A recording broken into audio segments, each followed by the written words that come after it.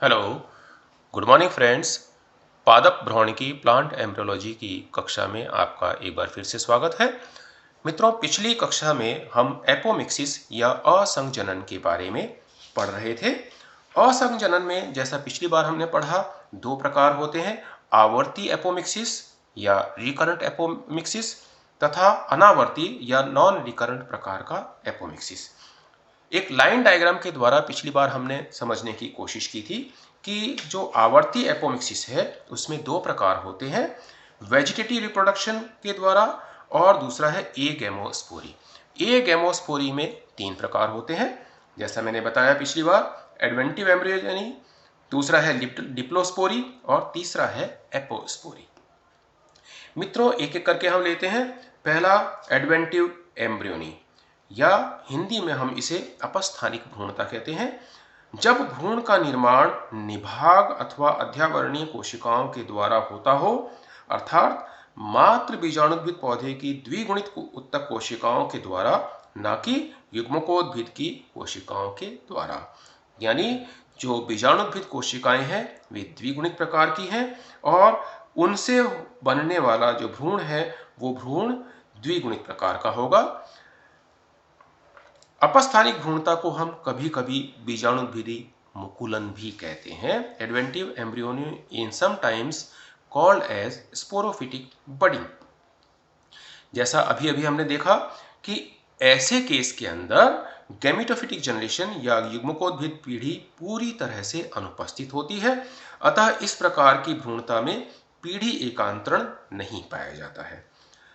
कभी कभी अपस्थानिक भ्रूण के साथ साथ युग्मनजीय भ्रूण का भी निर्माण होता है। ऐसी परिस्थिति के अंदर अपस्थानिक भ्रूण को युग्मनजीय भ्रूण की तुलना में उनकी पार्श्व स्थितियों तथा निलंबक की अनुपस्थिति द्वारा पहचाना जा सकता है। अपस्थानिक भ्रूण पौधे सिट्रस, यूफोर्बिया डल्कोइस, यूजीनिया स्पीसीज, कैपेरिस फ्रोंडोजा, मेंजिफेरा इंडिका, हिप्टेज, मेडाब्लाटा आदि पौधों के अंदर हम देख सकते हैं। दूसरा प्रकार है डिप्लोस्पोरी या जनरेटिव एपोस्पोरी। हिंदी में हम इसे कहते हैं जनन अपबीजाणुता। When diploid embryo sac is formed from megaspore mother cell without undergoing meiotic division। जब गुरु बीजाणु मात्र कोशिका बिना अर्धसूत्री विभाजन के द्विगुणित भ्रूणकोश बनाती है तो इस प्रक्रिया को जनन अपबीजाणुता कहते हैं। अर्थात गुरु बीजाणु मात्र कोशिका में अर्धसूत्री विभाजन नहीं पाया जाता है। On the basis of type of division found in megaspore mother cell, it can be divided in two types। अर्थात गुरु बीजाणु मात्र कोशिका में जो विभाजन हो रहा है वो किस प्रकार का है, उसके आधार पर हम इनको दो प्रकार में विभक्त करते हैं। पहला है the megaspore mother cell undergoes a division which is some semi heterotypic type। यानी गुरु बीजाणु मात्र कोशिका एक ऐसे विभाजन द्वारा विभाजित होती है जो अर्ध विषम प्रकार का होता है, जबकि क्रोमोसोम्स में युग्मकीकरण बिल्कुल नहीं होता है या कुछ ही मात्रा में होता है। Means the pairing of chromosome is not taking place and if at all it is there then it is partial. इसके फलस्वरूप एक विश्राम कालिक केंद्रक का निर्माण होता है, एक रेस्टिट्यूशनल न्यूक्लियस का निर्माण होता है। This nucleus remains diploid. ये जो केंद्रक है यह द्विगुणित ही रहता है। यह केंद्रक तीन क्रमबद्ध समसूत्री विभाजनों के द्वारा विभाजित होकर 8 केंद्रकीय भ्रूणकोश बनाता है। क्योंकि ये द्विगुणित है इसलिए इससे बनने वाली 8 केंद्रक द्विगुणित प्रकार के होते हैं।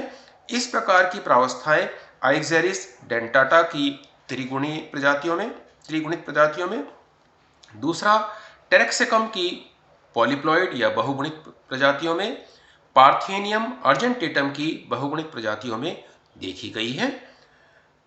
दूसरा प्रकार है जिसमें nucleus of megaspore mother cell divides directly by mitotic divisions as reported in Eupatorium.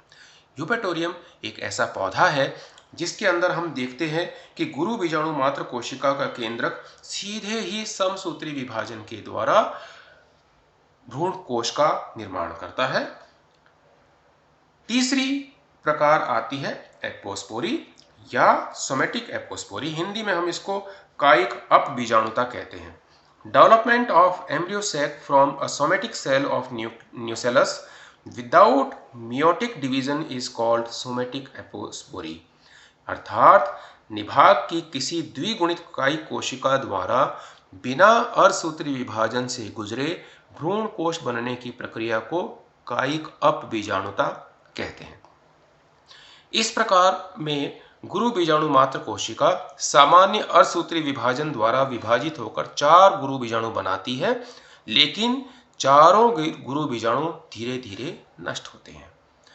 जैसा मैंने अभी अभी आपको बताया कि गुरु बीजाणु मात्र कोशिका में सामान्य रूप से अर्धसूत्री विभाजन हो रहा है और उसके फलस्वरूप 4 गुरु बीजाणु कोशिकाएं बन रही हैं, लेकिन ये चारों ही नष्ट हो जाती हैं। इसी समय निभाग की एक कायिक कोशिका सक्रिय होकर भ्रूण कोश का निर्माण करती है, जिसे हम कायिक अपबीजाणुता कहते हैं। एंजियोस्पर्म्स में कायिक अपबीजाणुता के बारे में वैज्ञानिक रोजेनबर्ग ने 1907 में सबसे पहले पौधे हिरेशियम में देखा था। अपबीजाणु भ्रूणकोश हमेशा द्विगुणित प्रकार के होते हैं। सामान्य बीजाणुद्भिद बनने के लिए इनकी द्विगुणित अंड कोशिका द्वारा बिना नर युग्मक से संलयन के भ्रूण बनाना अत्यावश्यक है। यानी जो भ्रूण कोशिका है वो द्विगुणित है, यहां हम देख रहे हैं क्योंकि वो कायिक कोशिका से बन रही है जो कि द्विगुणित प्रकार की है। उसका निषेचन की प्रक्रिया के द्वारा गुजरना नहीं होना चाहिए, अतः बिना निषेचन के या बिना संलयन के भ्रूण का बनना होता है। Formation of embryo from an unfertilized egg is called parthenogenesis. Hindi में कहें अनिषेचित अंड से भ्रूण बनने की प्रक्रिया पार्थेनोजेनेसिस कहलाती है। मित्रों, ये बहुत इंपॉर्टेंट चीज है कि जब भ्रूण में निषेचन की प्रक्रिया, जब अंड कोशिका में निषेचन की प्रक्रिया नहीं हुई है और बिना निषेचन की प्रक्रिया के द्वारा भ्रूण का निर्माण हो रहा है, ऐसी स्थिति को हम पार्थेनोजेनेसिस कहते हैं। क्योंकि जो अंड कोशिका है वह द्विगुणित प्रकार की है, अतः इसे हम द्विगुणित पार्थेनोजेनेसिस कहते हैं। If the embryo develops without pollination, यदि भ्रूण का निर्माण परागण की प्रक्रिया के बिना होता है, then it is called as autonomous apomictic type. Autonomous apomictic type, जैसा कि कुल एस्टरेसी और रूबिएसी के पौधों में हम एपोमिक्टिक प्रकार के भ्रूण देख सकते हैं। And if apomictic embryo develops only after pollination as in grasses, it is called pseudogamous apomictic type. यानी यह परागण की प्रक्रिया के पश्चात बनता है तो हम इसे आभासीय स्यूडोगेमस एपोमिक्टिक प्रकार कहते हैं। Apospory has been reported in some grasses. Apospory कुछ ग्रास के पौधों के अंदर हमने देखी है, जैसे क्रेपिस, क्लिफ्टोनिया, पार्थेनियम, र्यूबस, मेलस और रेननकुलस। In grasses, more than one embryo develop in the same nucellus, that is Poa arctica. Poa arctica एक पौधा है जिसमें एक समय में एक से अधिक न्यूसेलस एम्ब्रियो बनते हैं, जो कि एपोस्पोरिक एम्ब्रियो का एक बहुत अच्छा उदाहरण है। मित्रों, अब हम आते हैं एपोमिक्सिस के महत्व के बारे में, या सिग्निफिकेंस ऑफ एपोमिक्सिस।